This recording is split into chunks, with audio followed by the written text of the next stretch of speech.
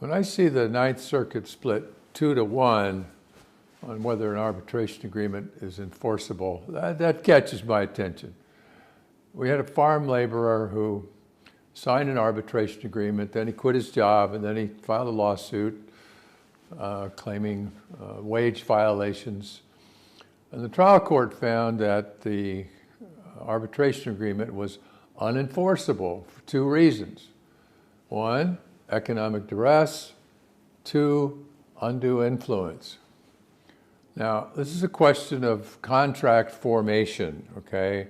Forming the arbitration contract. And that's a question of California state law. Ninth Circuit pointed out that, yeah, this guy had just traveled up from Mexico and he was dependent on the employer for his housing, and he'd already started working. And then the employer gathered 150 of these workers in a hotel parking lot, gave them an orientation, lined them up, and said, sign these documents. All of that did not show that the employer committed a wrongful act. A wrongful act is required in order to upset that agreement. And this guy had alternatives. He could have asked if he needed to sign, and nobody told him that he would be fired if he didn't sign. So there's no economic duress. As far as undue influence goes, this guy was not what we would call a vulnerable person.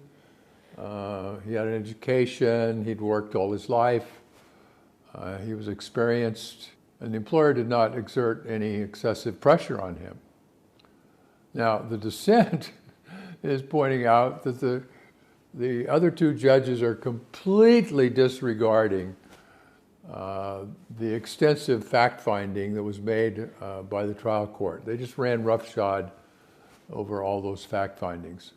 But 2 is greater than 1, so this case is going to go to arbitration.